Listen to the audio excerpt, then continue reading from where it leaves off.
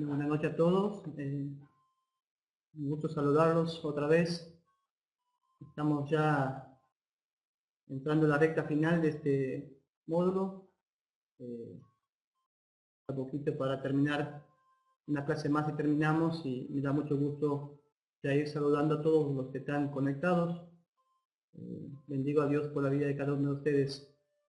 Gracias a los hermanos de Loma Verde, de Praderas, de Mateo. Saludo también a los hermanos de Maciá, de San Clemente. Un saludo a los hermanos aquí de Uruguay, Paysandú, que veo conectada a hermana Susana, con el hermano Wilson. Creo que en June también ya estarán conectando. Luego más, también saludos a los hermanos de Brasil, hermano Laurí, Dios te bendiga, la paz del Señor sea contigo. Me da mucho gusto tenerte conectado. Bien, hermanos, falta un minuto y comenzamos esta clase.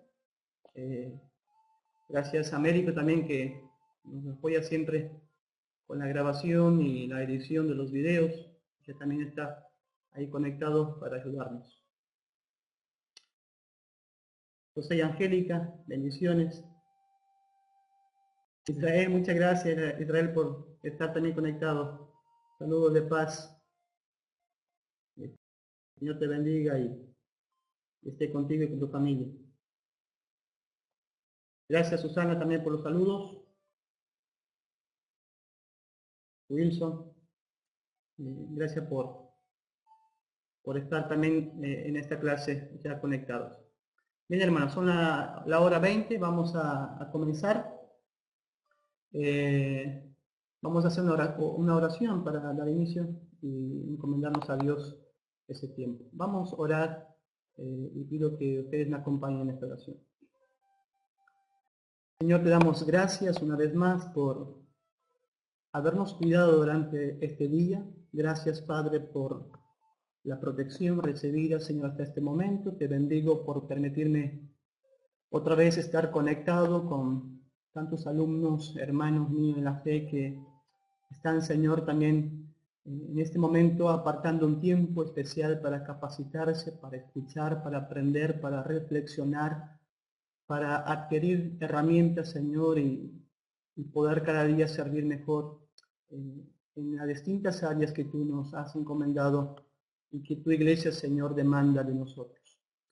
Señor, queremos pedirte que esta noche, que ese tiempo, podamos disfrutar mucho, Señor, al escuchar tu voz, al poder estar concentrados para aprender y para así, Señor, prepararnos cada día más. Gracias por cada alumno. Te pido, Señor, que tú los bendiga donde se encuentran.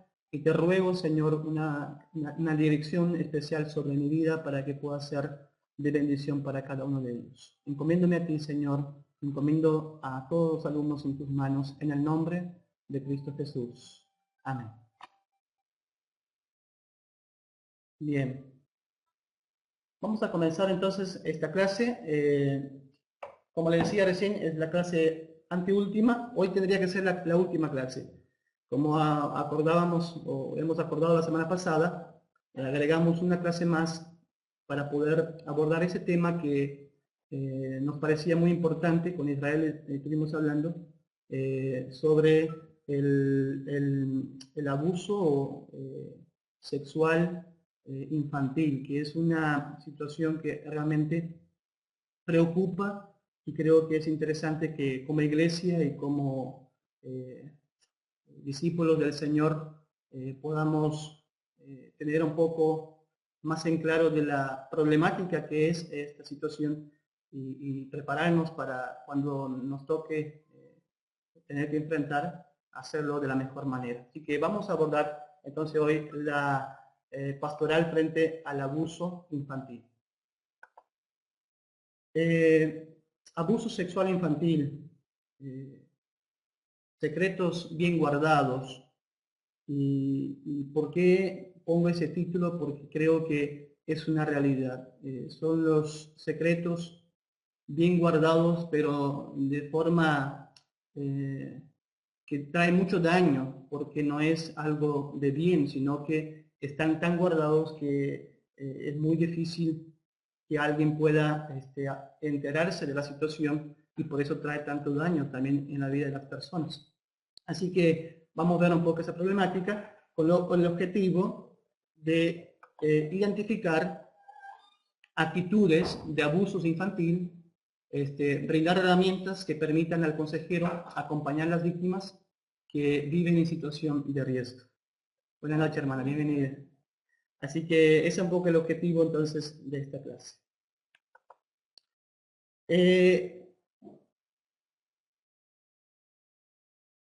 La presentación no sé por qué se me achicó, pero a ver si después podemos corregir esto. El abuso sexual hacia los niños y niñas es uno de los flagelos o uno de los azotes más silenciados de nuestra niñez. El abuso hace que el niño tenga una información sobre el sexo que no corresponde a su edad, a su desarrollo. Invade y destruye la inocencia también de la niñez.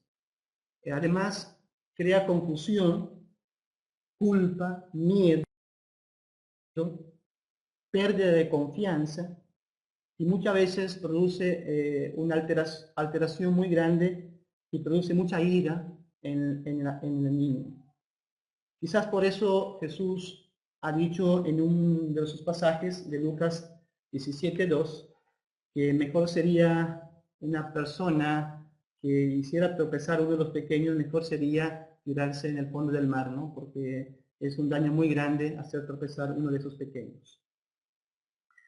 Según la Organización Mundial de la Salud, la OMS, se estima que en el mundo aproximadamente 150 millones de niñas y 73 millones de niños han sido víctimas de alguna forma de abuso sexual antes de cumplir los 18 años. 150 millones de niñas y 73 millones de niños se calcula que han sido víctimas de abuso sexual antes de cumplir la mayoría de edad.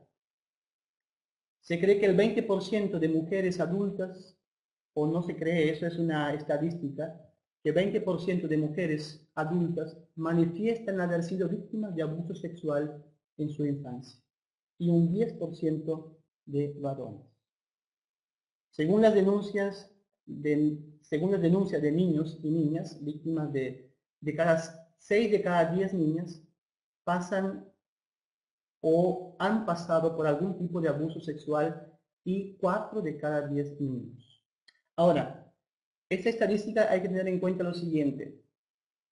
Se cree que de cada 10 casos, solo uno se realiza la denuncia adecuada, la cual llega a estas estadísticas, porque las estadísticas son resultado de denuncias y casos que se siguen. Entonces, de cada 10 casos de violación o de abuso sexual infantil, se cree que solo 1 de cada 10 llegan a hacer la denuncia. Entonces, es mucho más grande aún los números, aumentarían mucho más y tendríamos más denuncias respecto a estos delitos.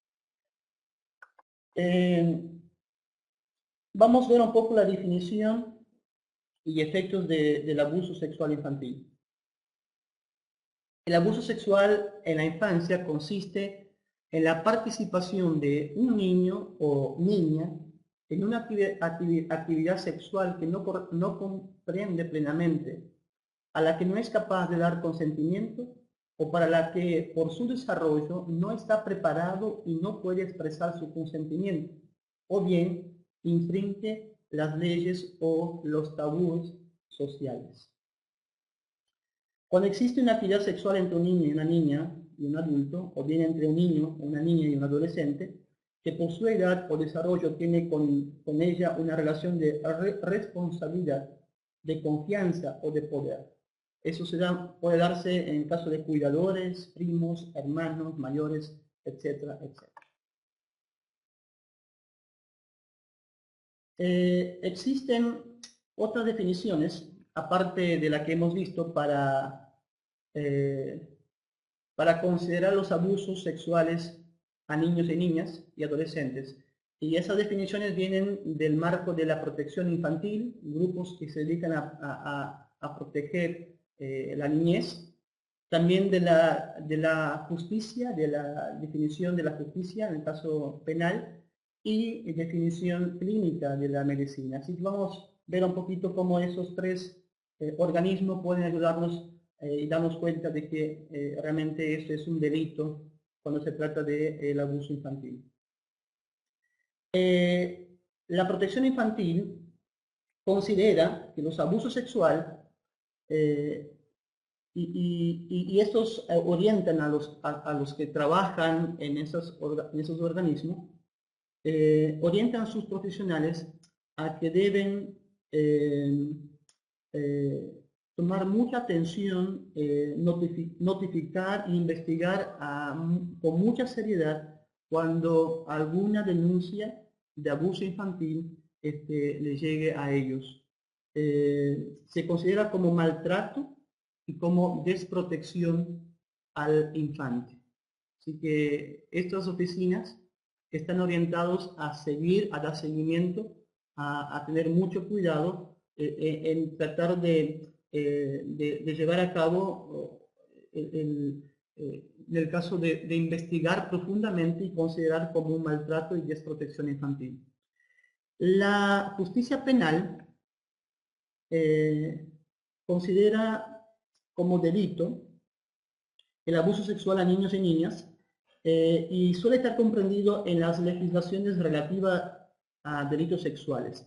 La legislación prohíbe las relaciones sexuales con niños y niñas, aunque no existe relación de parentesco con el agresor. Es decir, se considera como un delito cuando hay relaciones de menores con personas mayores o con personas que tengan más responsabilidad, o cuando una de las partes no puede consentir con el hecho o que es menor de 18 años.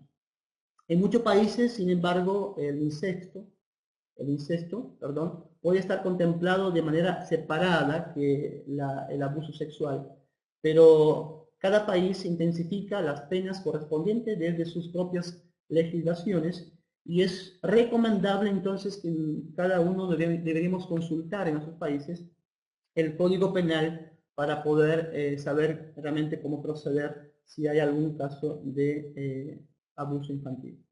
En Argentina, por ejemplo, la ley del Código Penal es la ley 11.179 y también hay una página en internet que se puede consultar y ahí se explica bien qué es un delito de abuso sexual infantil.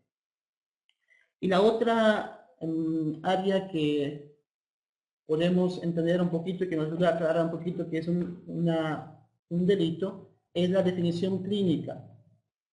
Si bien esta está relacionada con las definiciones legales, está enfocada al impacto traumático de las experiencias en el niño, la niña o el adolescente. Es importante señalar que no todos los comportamientos sexuales de los que pudiera haber sido objeto un niño o una niña producirán efectos traumáticos, no todos. Estos dependerán de la comprensión y del significado que atribuya a los comportamientos, atributos que deben modificarse durante el proceso evolutivo. Pero casi en la mayoría de los casos, sí produce en el niño o en la niña efectos traumáticos, una experiencia en la niñez de abuso sexual.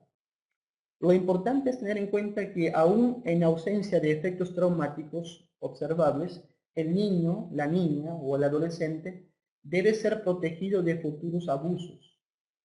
Definición de servicio de protección infantil y que ese tipo de comportamiento constituye un delito según define la justicia penal. Por lo tanto, esta definición clínica también condena y se preocupa en cuidar y proteger a los niños de estos abusos y de estos daños.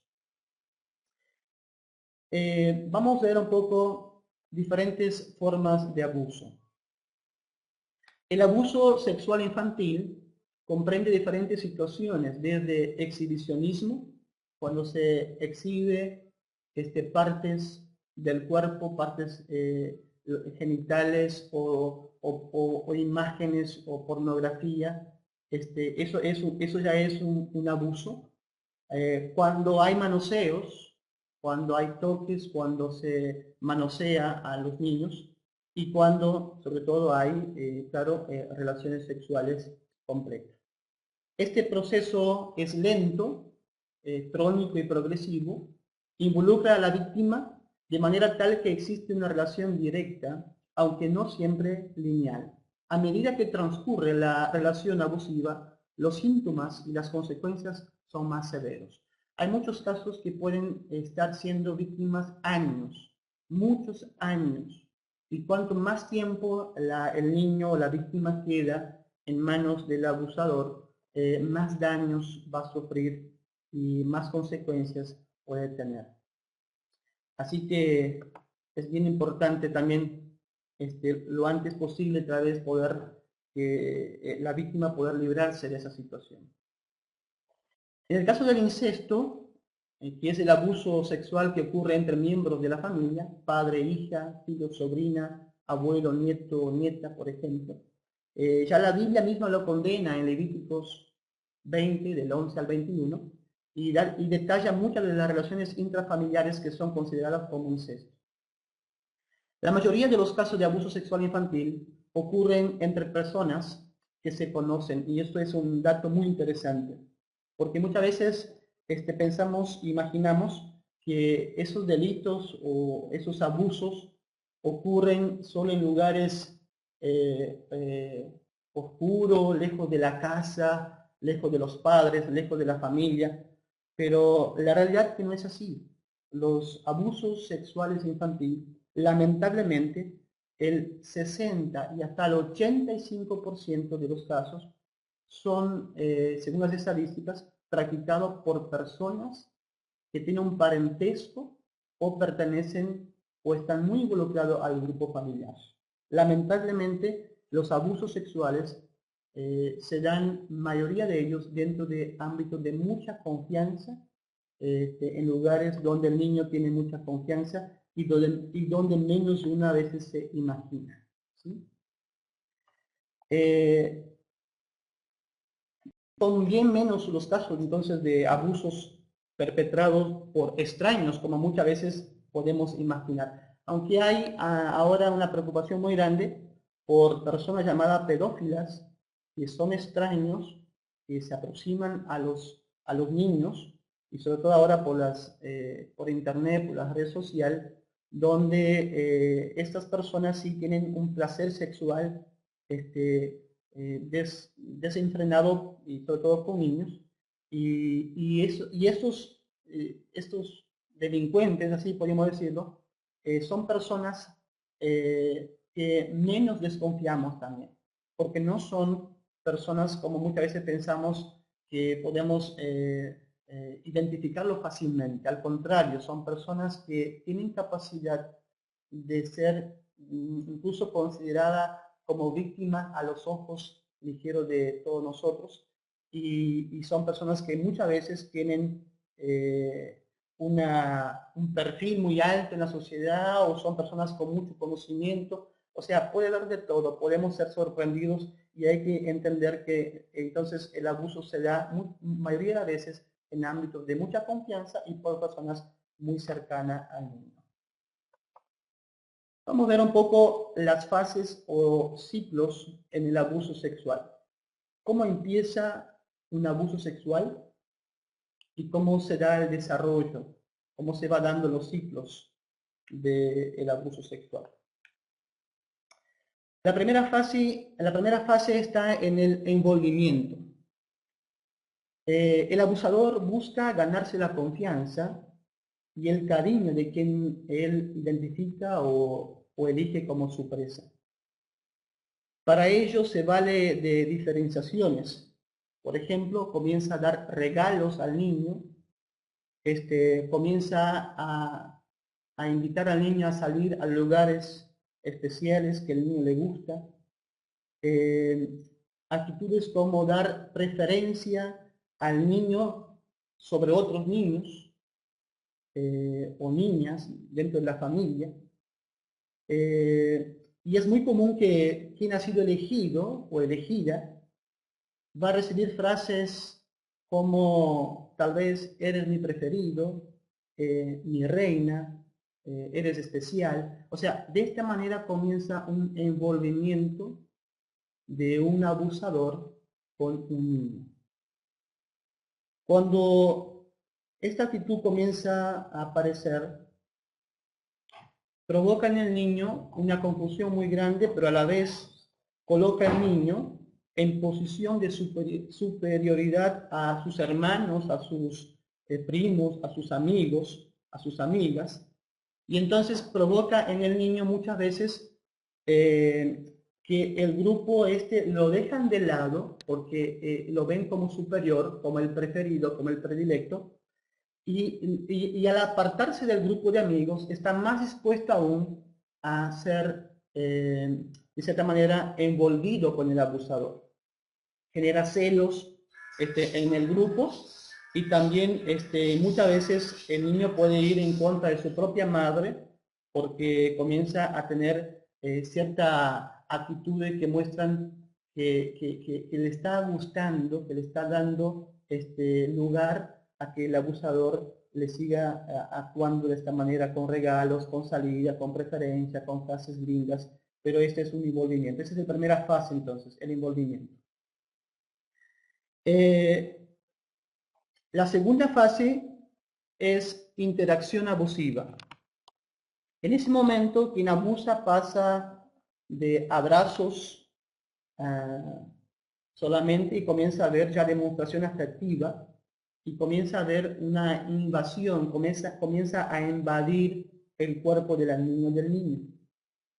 Es común que el abuso comienza con, por ejemplo, muchas costillas, lo cual desconcierta de cierta manera al niño, porque percibe en su cuerpo que algo le molesta, pero no sabe distinguir qué es, y así comienza tal vez los juegos del abusador, haciendo costilla, toqueteando el cuerpo del niño, riéndose con el niño, pero con la intención de ir avanzando y llegando a hacerle mucho daño.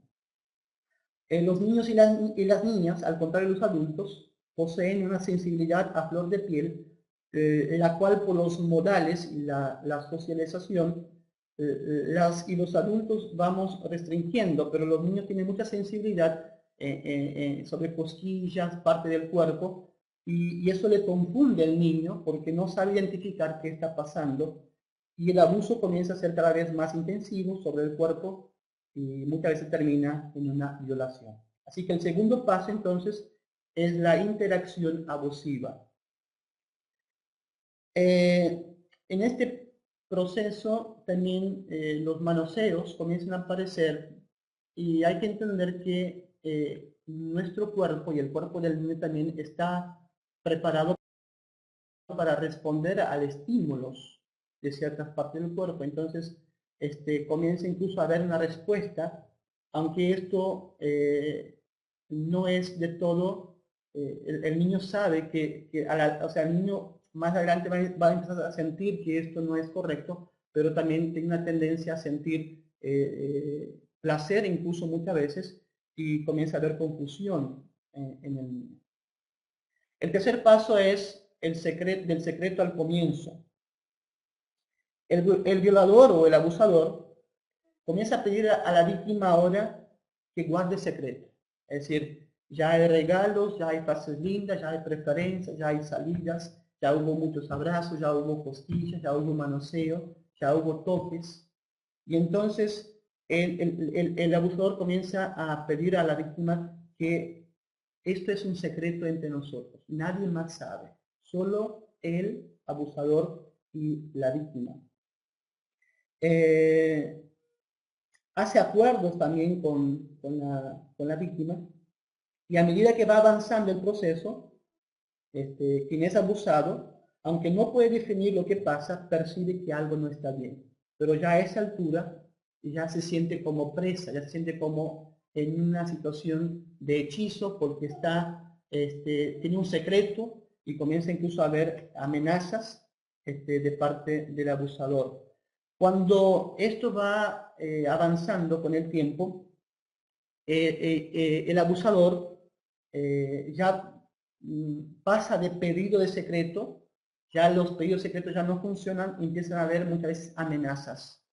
Y entonces las frases que utilizan son: si lo decís, nadie te va a creer. ¿Quién va a creer a un niño? Además, la persona generalmente, como decimos, es de mucha confianza, es de la familia, es un adulto, en mayoría de los casos. Entonces, las frases como esa son muy usadas por los abusadores, diciendo al niño: si lo decís, nadie te va a creer. O si no, dicen muchas veces: voy a matar a tu mamá, voy a matar a tus hermanos, voy a matar a tu papá si tú cuentas ese secreto a alguien. O si no, pueden usar frases como: por tu culpa me van a llevar preso o presa y todos ustedes van a terminar en un instituto de niños. Cuando el abusador es un padrastro, o un padre o un responsable de la familia, amenazan con esto, de que si él va preso, si ella cuenta él va preso, entonces ellos van a quedar desamparados, sin protección de nadie. Y frases también fuertes como: ¿qué vas a contar si a vos te gusta?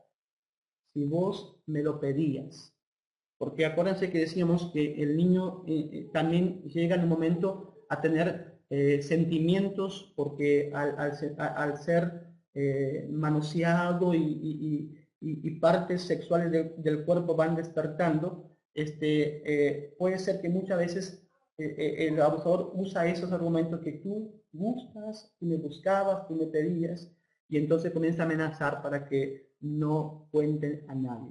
Pasa del secreto, del secretos entre ellos, a amenazas, ¿no? Que realiza el agresor. El cuarto paso del ciclo en el abuso sexual infantil es el develamiento. Tiene que ver con correr el velo.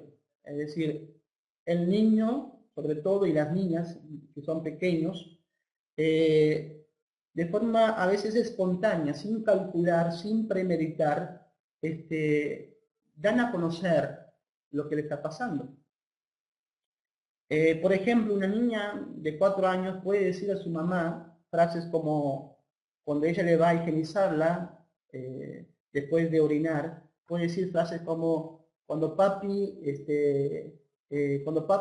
me limpia la cola me hace doler, o me duele cuando me toca. Esas frases, los niños de esta edad están descorriendo el velo sin premeditación, es decir, sin pensar mucho, porque están siendo muy sinceros, o son muy inocentes y están diciendo algo sin darse cuenta que están contando lo que le está pasando.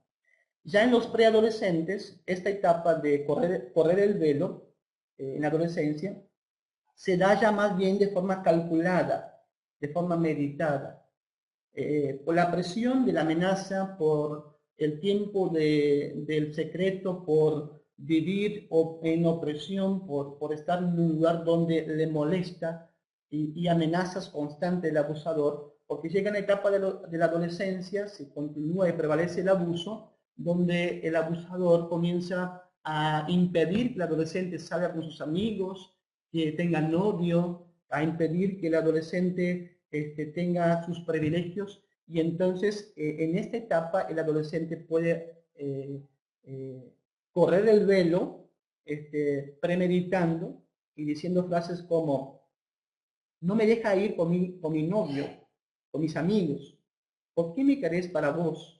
¿Por qué no le decís a mamá lo que me hace? Etcétera, etcétera. Son frases que usan en un momento los adolescentes y corren el velo, es decir, se dan a conocer lo que está pasando y confrontan al agresor.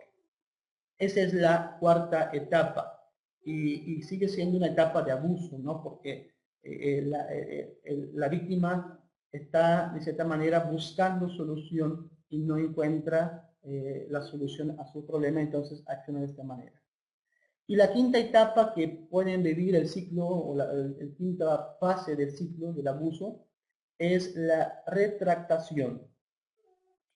Es importante poder reconocer esta fase como parte incluso del abuso. ¿Por qué?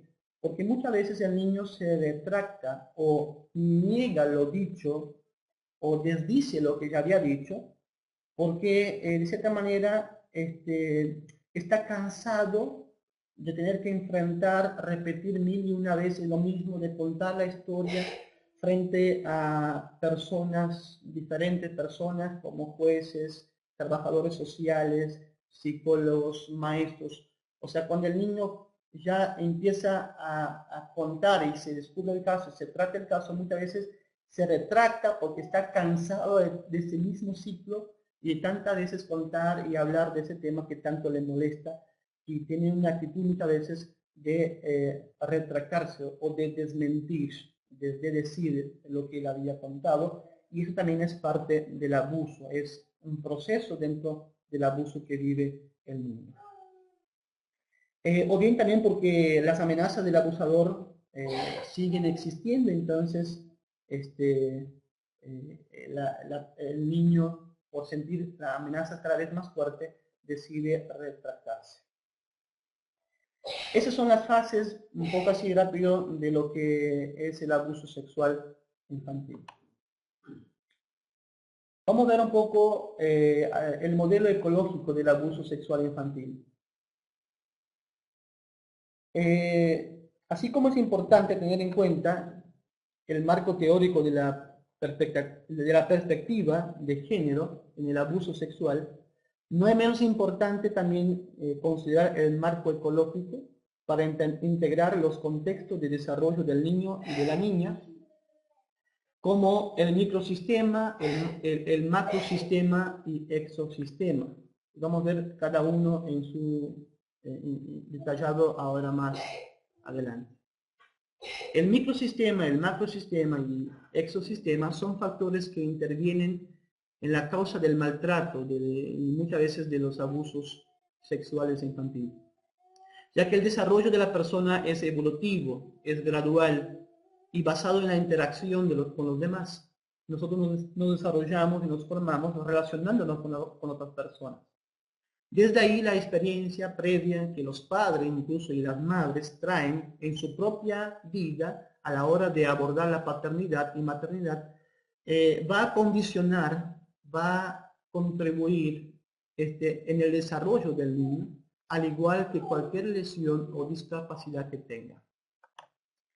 El microsistema es el entorno más cercano al niño o a la niña, en el que se desenvuelve su vida diaria y con el que está en contacto permanente, además de quién depende. Es decir, el microsistema es el núcleo familiar donde el niño está en constante contacto, es el lugar donde el niño depende de otras personas y es un lugar donde el niño vive con mucha confianza. Eso es el microsistema, es decir, el núcleo familiar donde está papá, mamá, muchas veces abuelo, y muchas veces tíos, primos. Ese es el microsistema que envuelve el niño. El núcleo socializador prioritario en ese nivel es la familia y incluye factores como la composición de esta, el ajuste marital o las características del niño o de la niña. Entonces ese es el microsistema. El exosistema está compuesto por los sistemas sociales que rodean al sistema familiar. Es decir, después de la familia y ese núcleo pequeño pero importante, viene el exosistema, que es la escuela, el trabajo de papá o el trabajo de mamá, los vecinos, las amistades, etcétera, etcétera. En ese exosistema, los valores y creencias configuran con los del niño y la niña, puesto que limitan o enriquecen sus propias vivencias y configuran un mundo relacional. Es decir, influye muchísimo en el niño, no solo el microsistema, sino el exosistema, porque la escuela influye, los vecinos, la sociedad influye, las amistades influyen, y esto van dando formación al niño, y muchas veces ahí suceden los abusos también, las violaciones. Y después está el macrosistema. El macrosistema son los valores de la cultura en la que se desarrolla la persona. En la crianza de los niños y las niñas influyen los conceptos sobre la paternidad, la maternidad y los roles de género, la concepción de los derechos de infancia, etc. Es decir, el macrosistema es la cultura en la cual nosotros vamos desarrollando nuestra vida. Y la cultura, de cierta manera, queramos o no, condiciona nuestra formación. Dependiendo de la cultura, vamos formándonos muchas veces al par, ¿no?, de lo que dicta la cultura. Así que esos tres factores son importantes y son interesantes porque se relacionan, interactúan constantemente y creando una serie de circunstancias y factores que producen un riesgo o una protección real frente al maltrato del niño o de la niña. Aquí les muestro un poco una... no me quedó la pantalla, a ver si no subió al PowerPoint, pero tenía dibujado un poco la idea de lo que estaba diciendo. En el microsistema es el núcleo más chico, que es la familia. Después viene el exosistema, que es la escuela, y es un núcleo más grande: escuela, trabajo, vecinos, amigos. Y después viene el macrosistema, que es más grande, que es la cultura en general.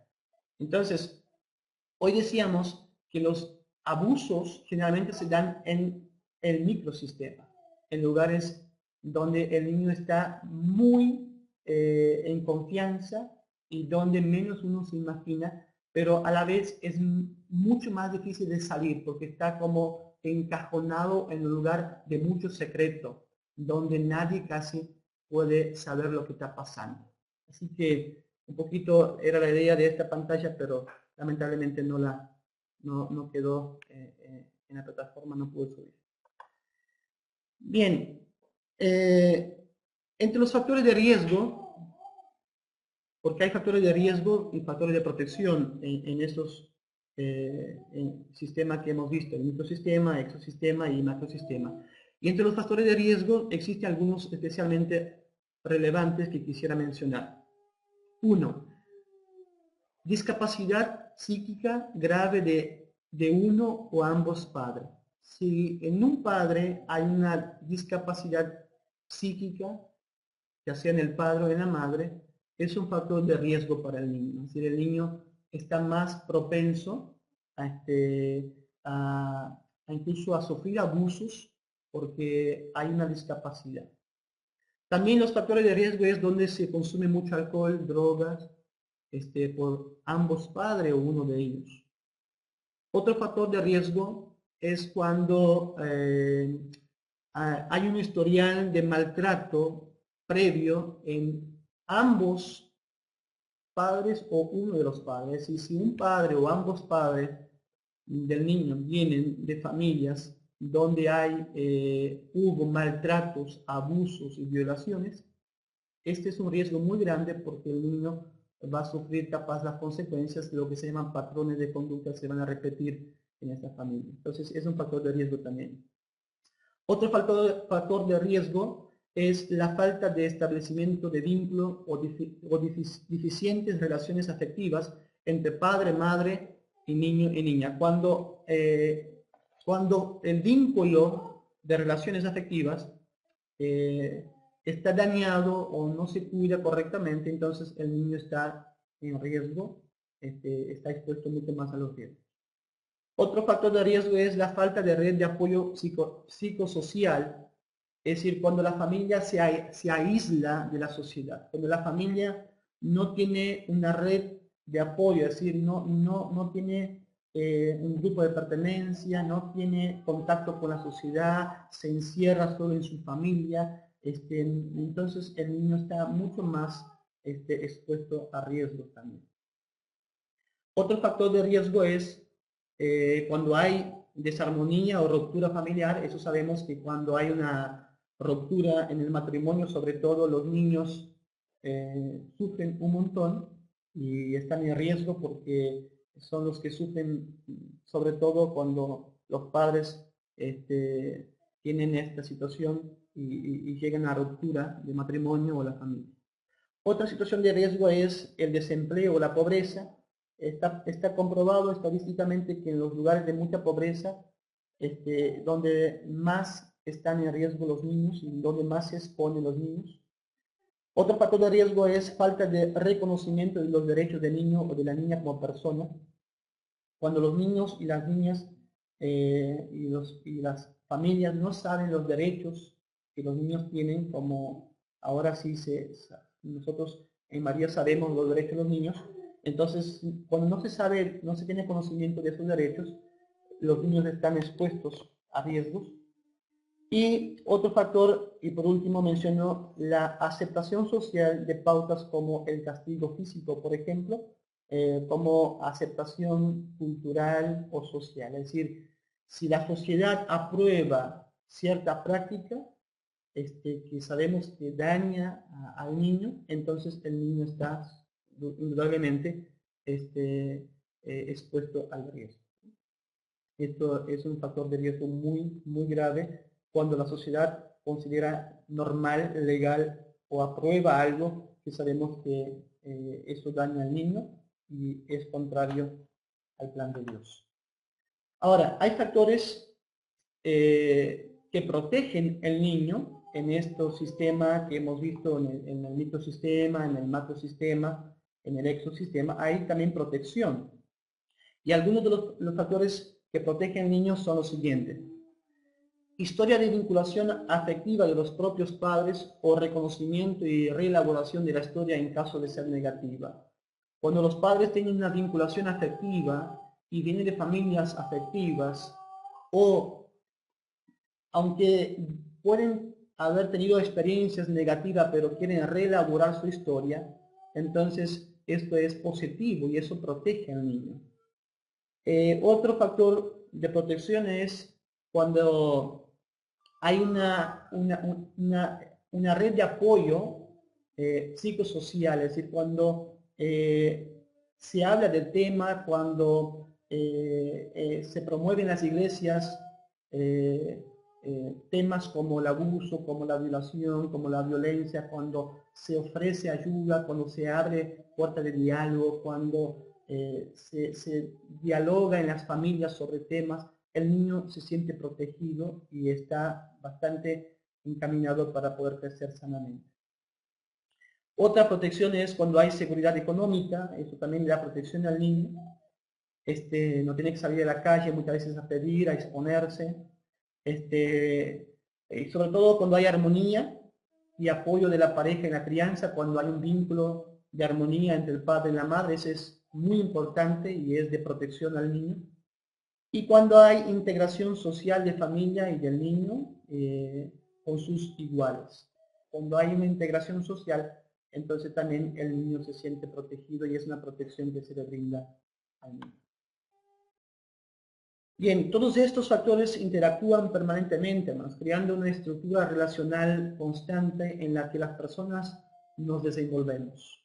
Es importante conservar esta perspectiva para evaluar cada caso individualmente y entender que las circunstancias vitales de cada persona definen sus posibilidades, no solo sus limitaciones. Es muy interesante entonces, si nos toca trabajar en un caso de tener que tomar un caso de seguir algún tipo de violación o acompañamiento en esta situación de abuso sexual infantil, entender e investigar y tener presente estos sistemas es muy importante para poder ayudar a resolver o encontrar una salida a la situación. Algunas recomendaciones entonces de cómo ayudar a un niño que fue abusado y sus familiares también, porque las familias también sufren y sufren muchísimo cuando suceden esas situaciones o cuando pasan por situaciones de abuso sus integrantes. La primera recomendación que debemos tener siempre presente es que mantengamos la calma. Mantengamos la calma. Es muy difícil y debemos reconocer que es muy difícil para la familia si algo le pasó a su hijo, si uno de sus hijos sufrió abuso, sufrió esta violencia de parte de alguien, es muy difícil para la familia y es muy normal que las reacciones puedan ser instantáneas, incluso agresivas. Es muy normal que si se entera la madre o se entera el padre o algún hermano quieren tomar carta en el asunto rápidamente, quieren vengarse o quieren gritar. Y lo que tenemos que pedir y tratar de que mantengan la calma. No resolvemos el problema con escándalos o con actuar de forma impulsiva, sino tendríamos que mantener la calma, pensar bien cuáles pasos dar, tranquilizarnos y actuar de forma correcta por las vías correctas que corresponde, pero para eso hay que mantener la calma. Ese es el primer consejo. El segundo consejo es que debemos permitir que el niño comparta lo que ocurrió. Permitir que el niño pueda compartir y que de cierta manera no invadirlo, o sea, que sea un espacio donde él pueda contar lo que le pasó, pero no traumarle al niño preguntando y siendo incisivo y repitiendo y con tantas personas, a tratar de también cuidar un poco esto, ¿no? Pero permitir que el niño comparta lo que le pasó es algo que hay que tener en cuenta. Otro punto interesante a tener en cuenta es creer en lo que dice el niño. Es muy importante la credibilidad. Nunca minimizar lo que dice. Cuando el niño nos cuenta algo, aunque nos parezca una locura, aunque nos parezca muy fuerte lo que nos está diciendo, hay que creerle al niño. El niño no va a inventar nada porque justamente ya le fue muy difícil contar y cuando cuenta hay que creerle al niño. Hay que dejar que él hable sin interrumpirle y que él cuente todo lo que le pasó. Muchas veces es más traumante tener que contar y después no ser creído que la misma experiencia del abuso. He visto cómo eso daña en mi propia experiencia pastoral de personas que han logrado en un momento contar, han logrado romper con el silencio, han logrado decir lo que le está pasando y que no le creen, o por lo menos echan de menos, como diciendo, no puede ser tanto, no puedo creer, y el agresor, como ya hemos visto, tiene capacidad de ser víctima, de victimizarse muchas veces, y tiene habilidades para esto, genera muchas veces en la víctima, en la persona abusada, mucho más daño de no ser creíble lo que está diciendo que la propia experiencia misma del abuso. El niño no tiene para qué mentir sobre ese asunto, hermanos. Además, si sabe detalles explícitos, no los habrá inventado porque son vivencias y experiencias dolorosas que ha vivido. Entonces, deberíamos creer lo que dice el niño siempre. Siempre deberíamos creer lo que dice el niño cuando nos cuenta algo sobre lo que le pasó respecto al abuso. El cuarto paso, es muy importante también darle confianza al niño. Promover un ambiente donde él se siente en confianza. Hacerle ver al niño que hizo bien en contar, que está bien que contó, que está bien que confió, lo que le pasó, lo que él sufrió, que sabemos que fue difícil y que a partir de ahora estamos para protegerle. Somos personas que vamos a luchar por su protección. generar confianza en el niño. Mucha confianza necesita en ese proceso el niño, y nosotros tenemos que generar confianza en el niño. El quinto paso es asegurar que el abuso no fue culpa del niño. Lo que decíamos hoy es una de las armas muy fuertes que tiene el abusador, porque generalmente son muchos años y comienza, como hemos visto, con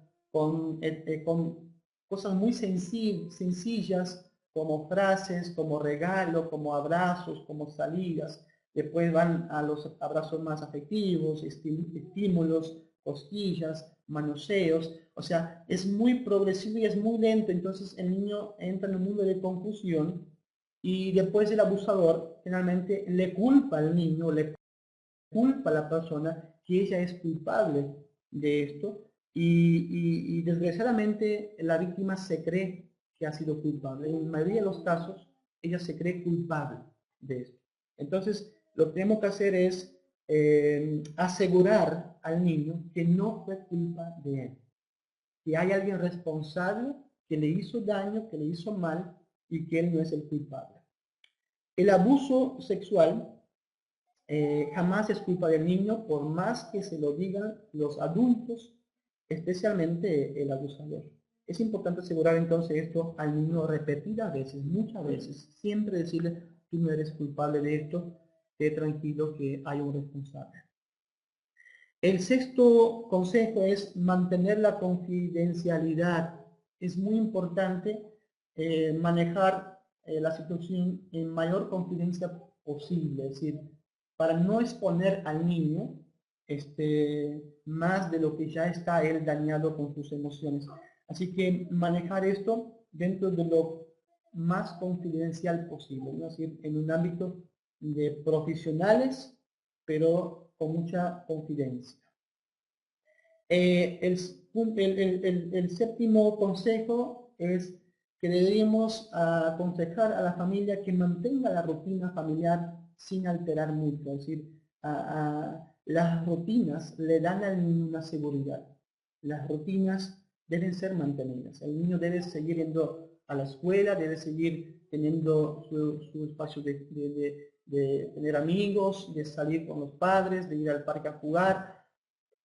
No hay que alterar mucho la rutina, porque esto le da seguridad al niño cuando él se siente parte de una rutina familiar.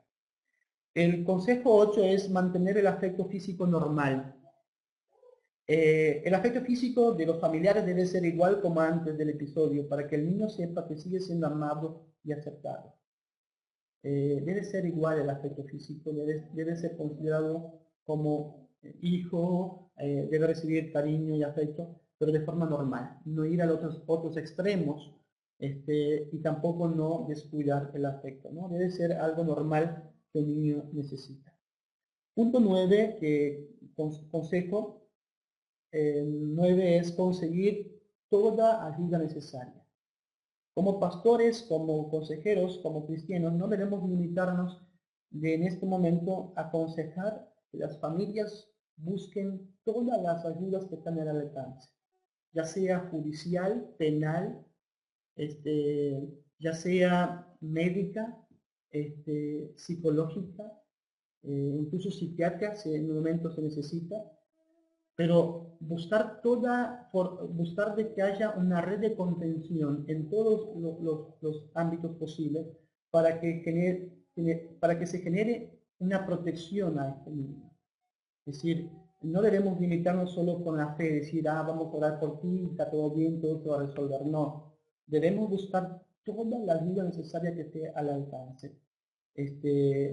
Un tratamiento apropiado de restauración, no sé, todo lo que se necesita hay que echar mano, que está a nuestro alcance, que sea de ayuda, ¿no? En ese proceso, sin lugar a duda. Entonces, conseguir toda la ayuda necesaria.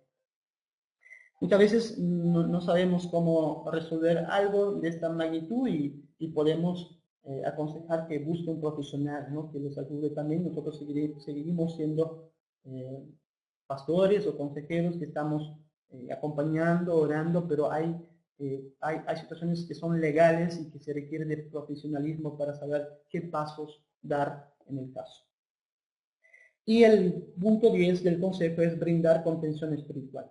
Brindar la contención espiritual es algo muy importante porque, como ya decíamos a la introducción, el abuso sexual hacia los niños y niñas es uno de los flagelos o una de las azotes más silenciados de nuestra niñez y llevan consecuencias de por vida muchas veces.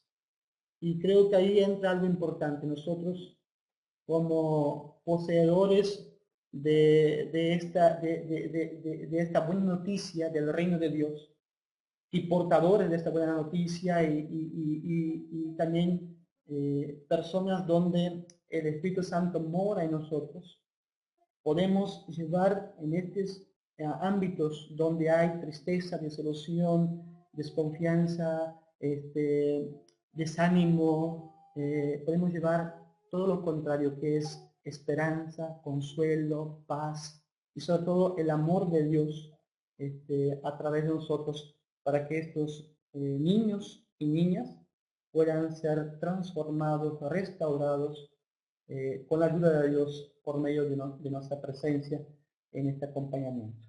Jesús dijo en un momento en Lucas 18:16, dejad a los niños venir a mí y no lo impidáis, porque de los tales es el reino de Dios.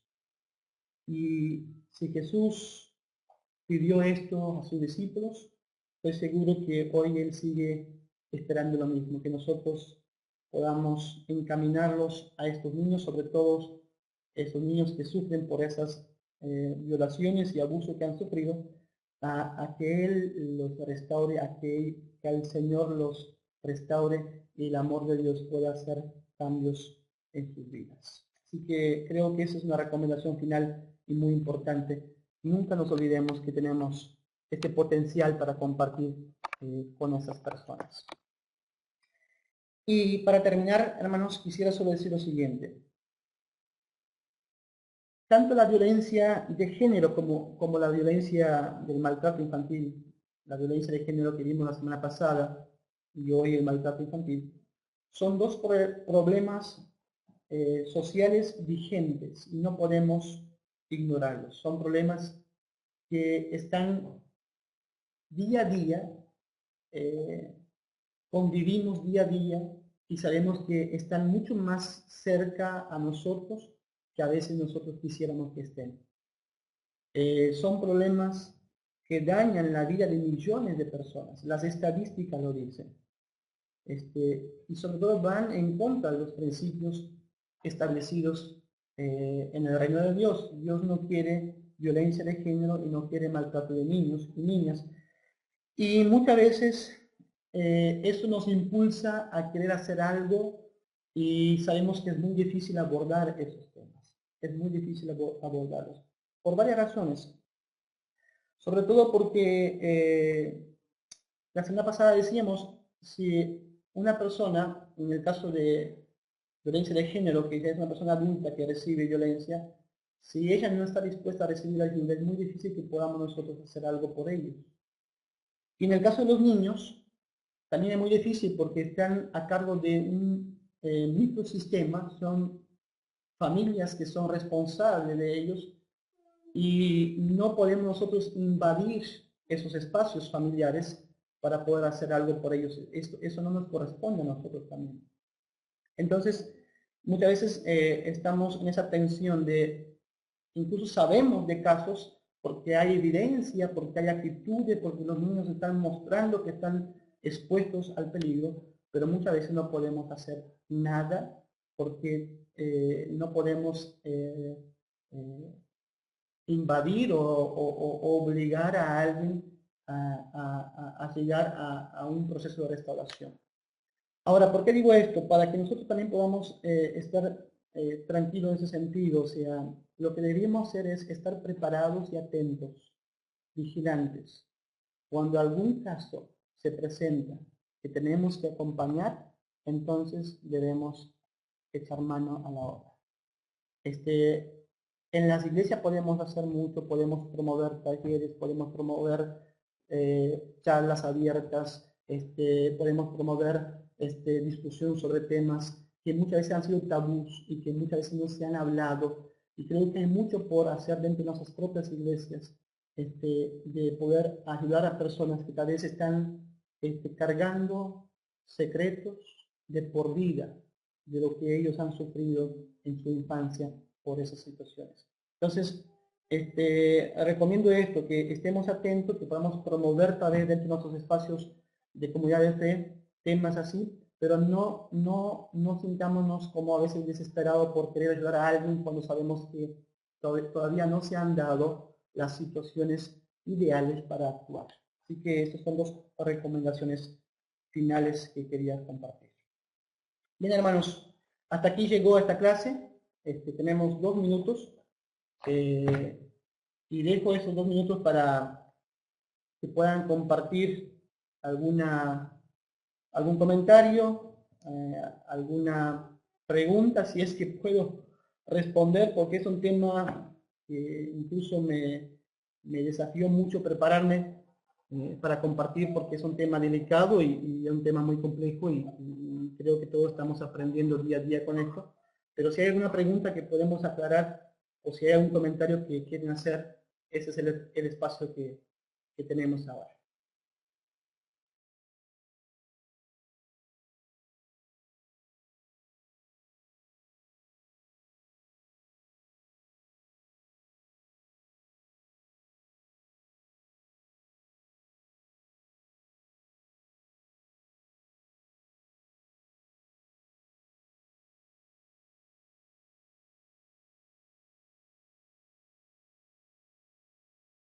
Aprovechemos que Israel está en línea, por ahí nos puede ayudar. Américo también. Pueden hacer preguntas y ellos pueden contestar también. Estoy seguro que pueden ayudarnos a enriquecer mucho más esta clase. ¿Alguna pregunta, hermanos? ¿Comentarios?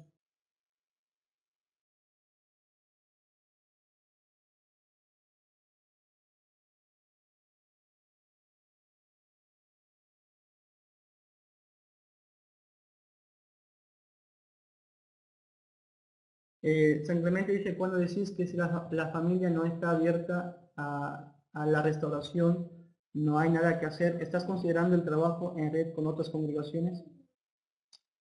Digo esto porque considero que siempre hay algo que hacer. Sí, es cierto. Yo me refería justamente en esto porque la semana pasada salía pregunta y muchas veces nos hacemos esas preguntas. Si tenemos, por ejemplo, no sé, un vecino, una vecina que sabemos que está sufriendo algún tipo de maltrato o un niño que evidencian actitudes propias de que están sufriendo alguna especie de violencia, pero muchas veces queremos ayudar y es difícil poder hacer algo cuando no se ha dado las condiciones ideales. Tal vez es interesante, como dices tú, considerar el trabajo como en red, ¿no? O sea, buscar un apoyo más amplio de otras congregaciones o incluso instituciones que tal vez trabajen con eso, oficinas que se dedican a esto. Por ejemplo, hay en todas las ciudades, casi creo que en todas las ciudades hoy de nuestro Sudamérica, me imagino que casi en todas, en ciudades grandes sobre todo, hay oficinas que se dedican a trabajar con violencia doméstica, en ese caso con abuso infantil, donde se puede hacer una exposición, donde se puede hacer una denuncia. Pero digo, más allá de esto, como pastoral, como intervención pastoral, es muy difícil que nosotros podamos hacer algo si no hay una apertura o no hay las condiciones donde se rompe ya con el hechizo, con el silencio, donde ya se da a conocer el caso y se viene a nosotros buscando ayuda. En ese sentido, yo creo que es muy difícil poder hacer algo. Pero sí, es interesante la propuesta. Siempre hay algo que se puede hacer más allá de esperar que venga a nosotros, ¿no? O sea, podemos también hacer algo en favor de esto.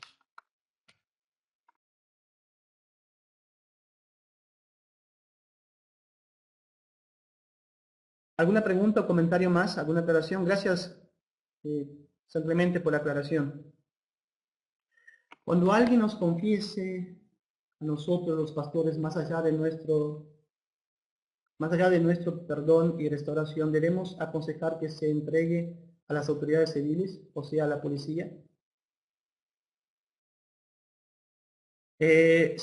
Sí, cuando alguien confiesa, a ver, se entiende la pregunta, cuando alguien confiesa que cometió abusos y delitos, si es en ese sentido la pregunta, si alguien viene a nosotros confesando que ha sido, que abusó a alguien, que cometió un delito eh, de abuso, ¿no? Me parece que por ahí es la pregunta. Más allá del perdón y la restauración, yo creo que sí sería lo correcto aconsejarle que se entregue a la policía. Yo creo que es el camino correcto de responder, incluso de que haya una restauración plena, ¿no? Me parece a mí, no sé si Israel en ese sentido puede ayudarnos, pero creo que sería correcto que se haga este aconsejamiento, ¿no? De que las autoridades sepan de esto. Toto, ahí está Toto también. Eh, si confiesa el abuso. Claro, yo creo que sí, Toto está de acuerdo con eso. Deberíamos aconsejar que se entregue a la policía, ¿no? Que se entregue. El menor abusado busca ayuda, pero la familia lo rechaza. ¿Qué hacer? ¿Cómo ayudar? Y sí, ahí creo que ahí sí entra lo que los hermanos de San Clemente decían hoy. Si un menor busca ayuda y la familia aún no está eh, totalmente abierta o no le cree al menor, incluso cree al defensor, creo que hay que buscar protección a este niño. Ahí hay que hacer una denuncia en las oficinas, inmediatamente a las oficinas de abuso, y buscar una forma de proteger a este niño, porque es muy fácil comprobar si hay abusos. Una oficina que se dedica a esto, los profesionales van inmediatamente, no sé, un psicólogo, un médico, lo van a analizar el caso, y estoy seguro que ahí sí, me parece, podemos actuar como una red de protección, buscar ayuda y llevar a este niño a las autoridades para que tomen carta en el asunto y que la familia también responda como ocultamiento, como protección a un delincuente, ¿no? Porque la familia también de esa manera necesita ser confrontada, ¿no? Por las autoridades. Así que si un menor busca ayuda, debemos interesarnos. Si un menor pidió ayuda y nos ha confesado que está recibiendo abuso sexual, creo que no debemos quedar callados porque la familia no cree en él. Deberíamos buscar una forma de ayudar a esta persona, ese niño. Me parece a mí, no sé si los hermanos ahí están de acuerdo con esto, pero creo que es por ahí que debemos actuar. Los hermanos de Israel dijo totalmente de acuerdo. Una cosa es la restauración del pecador y otra el que tenga la responsabilidad de asumir las consecuencias. Ok, entonces lo mayor le preguntó hoy si hay que aconsejar que se lleve a la policía. Estamos de acuerdo que sí. Si hay un delito, hay que responder ante las autoridades. Hermanos de Praderas, como prevención, hablar constantemente con nuestros hijos sobre esta realidad, por más pequeño que sea. Exacto, hermanos. Nosotros como padres que tenemos hijos, debemos hablar constantemente de esto. No teníamos que inventar nada. Creo que ya ese tabú de la sexualidad debemos romperlo ya. O sea, las iglesias tenemos que hablar de esto, las familias hay que hablar de esto. Los niños deben saber, deben conocer su cuerpo, deben saber parte de su cuerpo, deben saber muchas cosas, porque eso le ayuda a protegerlos de que alguien le haga daño. El niño debe conocer su cuerpo, parte de su cuerpo, debe saber cómo se llama, debe saber muchas cosas así como para que esté protegido de que alguien le haga daño. Mucho diálogo sobre ese tema de sexualidad ayudará muchísimo en que el niño sea presa de un abusador, muchísimo. Mucho diálogo es muy importante, como prevención. Muy bien, hermano de Pradera, muchas gracias. ¿Alguna pregunta más?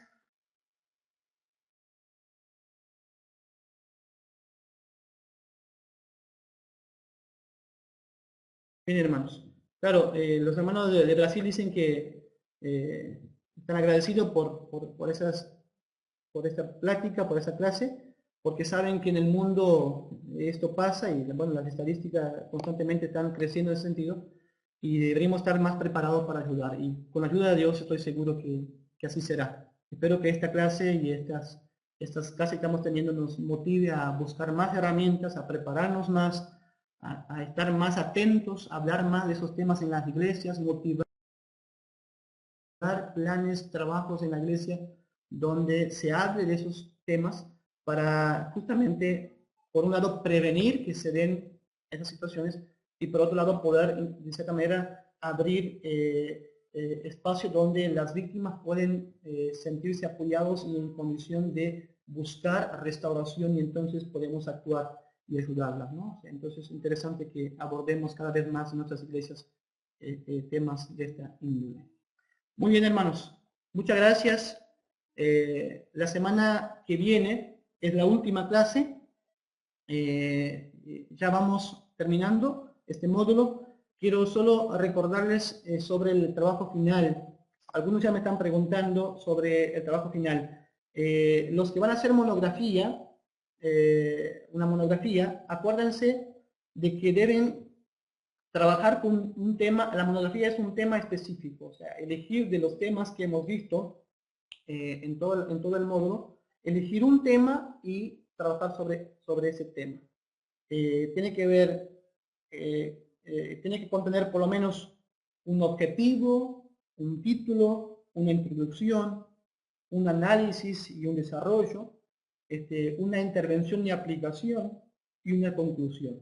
Eso por lo menos debe contener una monografía y debe ser 5 páginas como mínimo y máximo 10 páginas tamaño A4, de preferencia tipiado en Word o si no a mano, si no pone algunos y que llegue a mí para que pueda corregir.